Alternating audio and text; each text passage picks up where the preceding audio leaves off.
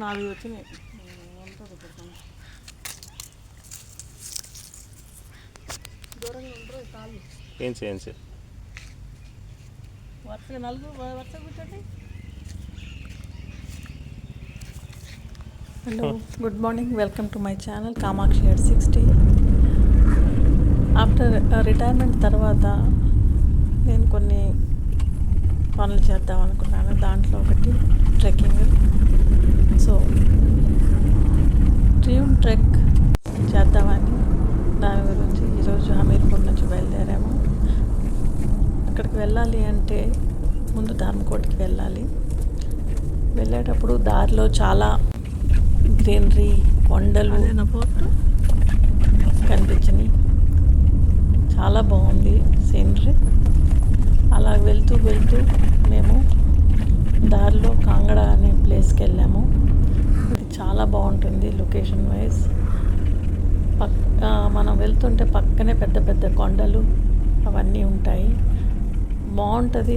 అదే టైంలో వర్షాకాలం అయితే భయం కూడా. కాంగడ రీచ్ అయ్యాము. ఇక్కడ టిఫిన్ చేసి మళ్ళీ బయలుదేరాము. కాంగడ ఊరు చాలా బాగుంది. లొకేషన్ వైజ్గా పక్కనే చాలా పెద్ద పెద్ద కొండలు, ఇల్లు దూరం నుంచి కనిపిస్తున్నాయి. చాలా ప్లెజెంట్గా ఉంది. అలాగా ముందుకు వెళ్ళిపోయాము. తర్వాత మేము ధర్మకోటకి రీచ్ అయ్యాము. ఇక్కడ హోటల్ బుక్ చేసుకున్నాము. రూమ్లో ఫస్ట్ నేను తలుపు తీయగానే వెనక్కి వెళ్ళిపోయాను. అక్కడ నుంచి కొండలు బాగా కనిపిస్తున్నాయి. గ్రీనరీ చాలా బాగుంది. మీరు చూస్తున్నారు ఎంత బాగుందో ప్లేస్. అలాగే బయటకు వచ్చి టిఫిన్ చేద్దామని చూసాము. అక్కడ పిట్టలు కూడా చాలా ఎక్కువ ఉన్నాయి. దారి పొడవునా ఈ కారులో నాకు ఈ బుద్ధుడు మాత్రం చాలా నచ్చింది. ప్లెజెంట్గా ఉంది. ఎన్నిసార్లు చూసినా అలాగే చూడాలనిపిస్తుంది. తర్వాత హోటల్ నుంచి మెక్లాడ్గంజ్కి బయలుదేరాము. చాలా పీస్ఫుల్గా ఉంది జర్నీ. అలాగే దారిలో ఒక ఆంజనేయ స్వామి విగ్రహం కూడా కనిపించింది. గుడి ఏం లేదు, just face to face with the God. And అలా నడుచుకుంటా నెమ్మదిగా చుట్టూ చూసుకుంటూ వెళ్ళాను.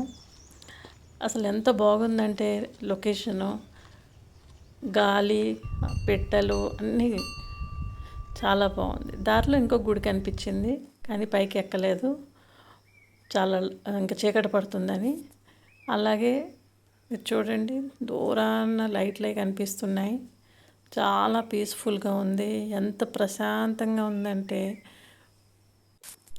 మనం దాన్ని ఎక్స్పీరియన్సే చేయాలి.